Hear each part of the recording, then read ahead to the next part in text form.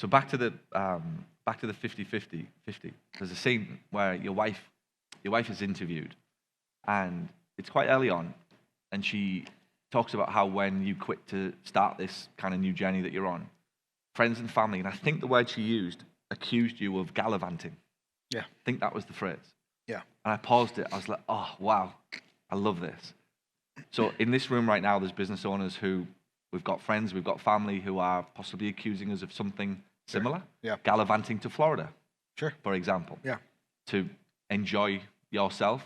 You know, we're here for business, but it's very easily perceived that what we do, we're gallivanting. We're not getting a 9-to-5 job. We're not living by life's norms, social kind of expectancy.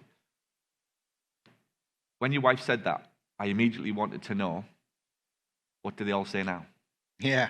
I don't know. I'm not friends with them Fuckers. anymore. Yeah, I don't know. I don't know what they're saying now. Because that's what I wanted to say to them for you. I guarantee you they're jealous and envious of the life that we have now. Because here's the thing, like when we were in the middle of that, here's what you have to understand. You have to communicate with your partner at a super high level and describe and get, everybody's got to be on board what the sacrifice is and what the end goal is, what the result is. And on any journey, certain sacrifices are going to be greater at certain parts of the journey. We wouldn't have been criticized had my wife been at home, taking care of the kids, doing what she could, and I'm in medical school. Everybody would have went like, no, she's super supportive. He's in medical school. That makes sense to society. What they couldn't see is that we were on the same page. We were striving for the same goal, and we had very different roles. But we had communicated those roles and what we were doing. So we were a team that was on the same journey, on different paths, doing different things at the same time for the same unified goal. Dude, I'm 46 now. My wife's 41, and we live an unbelievable life, but we made massive sacrifice for 10 years, over a decade worth to get to where we are. And people see our lives and they're like, well, I want that. And I'm like, well, you're not. Everybody knows what they want, right? Like New Year's comes around, like I want a better home. I want more time with my family. I want this great vacation. I'd love this car. Everybody knows what they want. But how many of you have truly taken the time to pause and figure out what you're willing to sacrifice in order to get what you want? Everybody knows what they want, but what are you willing to sacrifice? And I think my wife and I did a great job of sitting down, communicating, writing those out. This is going to be the sacrifice. This is what it's going to take.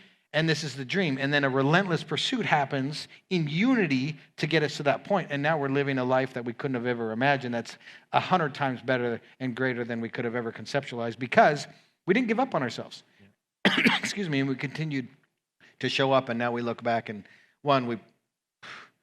again, you don't know careful what you ask for. But not knowing what the journey is going to look like is such an incredible blessing. Because the reward is always going to be greater if you don't quit on it. It's one of the things that I enjoyed was seeing the fact that your wife was so close and your kids.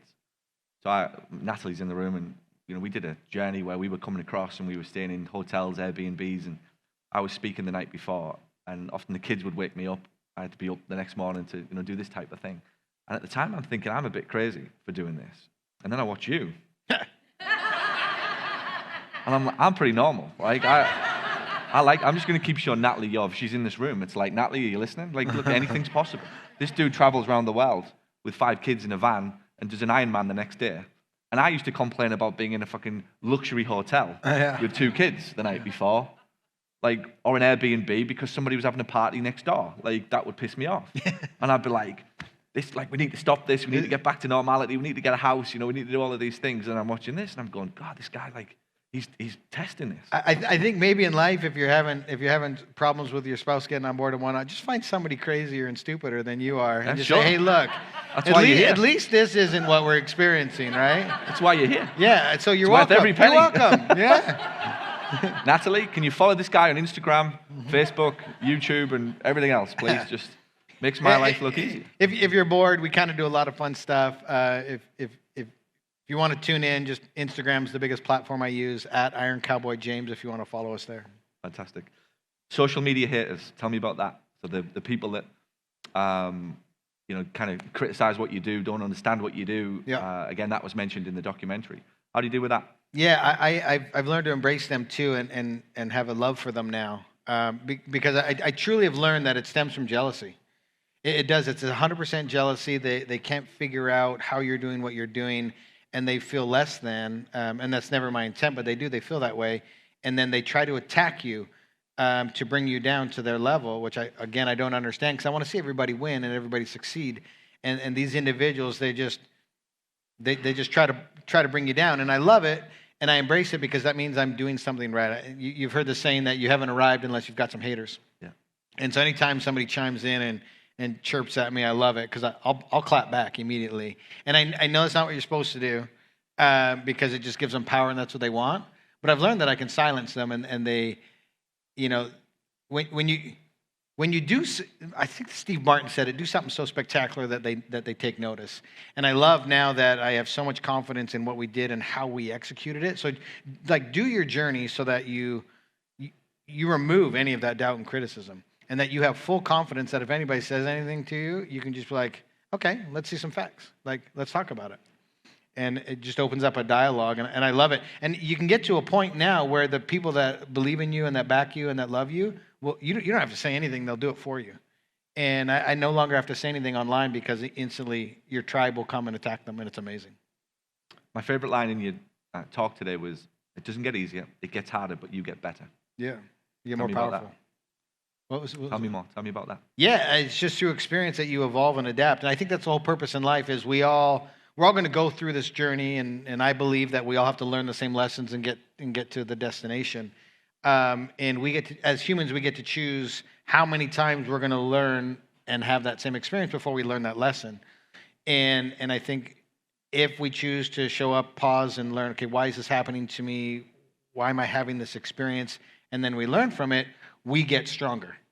And we are armed now for the next lesson because we all got to go through and learn. And we're all going to learn them in different ways, but we got to learn them. We got to learn gratitude. We got to learn thankfulness. We got to learn sacrifice. We got to learn pain. We got to learn joy. All these things we have to learn.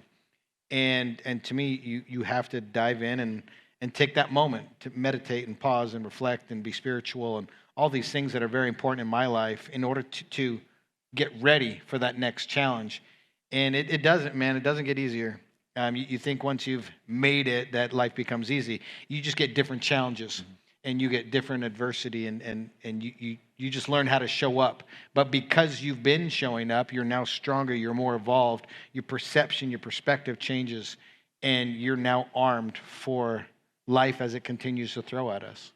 What would be the last thing you'd say then? So we've got business owners in the room, struggle, the doubt. The struggle is the doubt, it's the fear, it's the naysayers, it's the people, the wife, the husband, possibly the kids, mothers, fathers, just generally themselves, doubting their own ability to grow and kind of really fulfill what they're capable of. What would be the last thing you would say? Yeah, I would just say that the only way to guarantee your failure is to stop showing up. And I'll just share a real quick story. We were on a TV series called The World's Toughest Race. It's on Amazon Prime. It's Bear Grylls was the host, Mark Burnett production.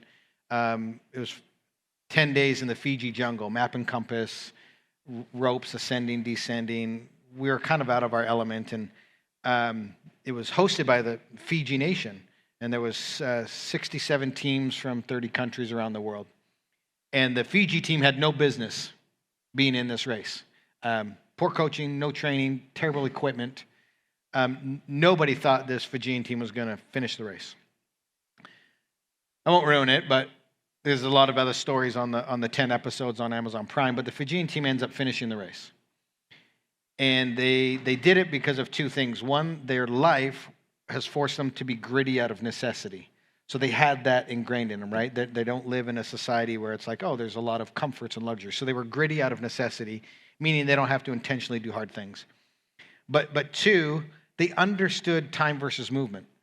And they said, if I just keep chipping away at this, I'm eventually going to get there. And we're going to beat every single team that quit. First team to quit was a U.S. CrossFit team. First team out. All the strength, all the power, all the teamwork, all the tools, all the resource, everything, but they just quit. And the Fijian team beat them. And ultimately, they beat every other team that decided to pull themselves out of the race for whatever reason.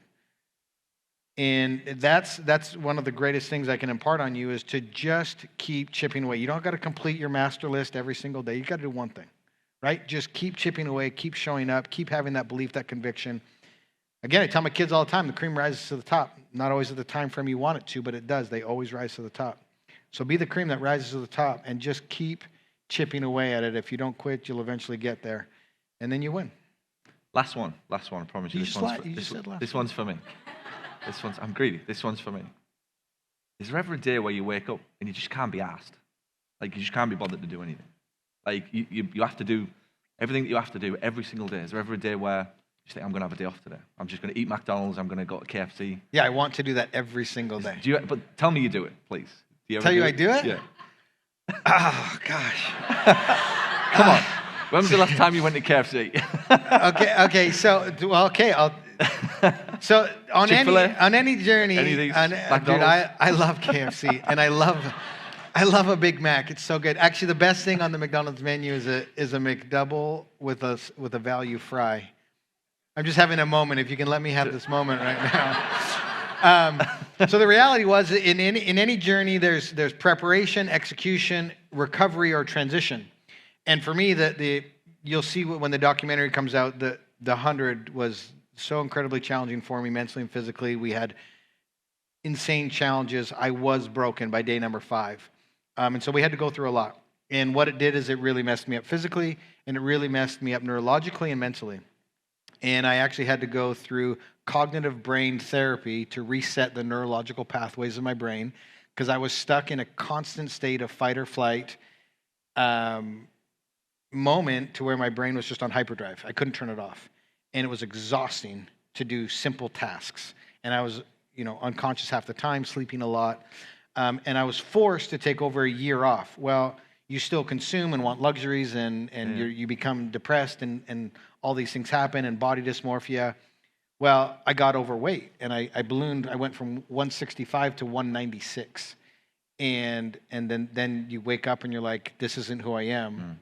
And I need to make changes. And so, yes, there was a year where I just indulged in anything I wanted. I had zero discipline, but it was almost out of necessity to recover. Yeah. And now I'm back on track. I've lost almost all the weight. I've got about 10 more to go to be back to my competitive type racing. I've had ankle surgery, and I'm still dealing with the back issues. But it's coming full circle. So the answer is... You should not have said that. The answer... You should not have said that you are dealing with back issues with this lot in the room. Yeah. So somebody's going to the room now to get their needles, the bed, massage oil. Perfect. Hit me up. You're in trouble now. Yeah. So the answer is yes. There's a time and a season for everything, and out of necessity, I needed to recover. And again, we're not perfect, and I believe we should partake from time to time in indulgences, luxuries, things that will put a small smile on our face. But that's just a moment and a celebration, and to get back on task as fast as you can. I call them quick turnarounds. I think life is meant to be enjoyed. I think we live in a society where you can't be perfect in terms of nutrition and health. But overall, we can nail it. And again, certain times of our journey is going to require certain sacrifices. And right now, I'm really determined to get down to this goal weight.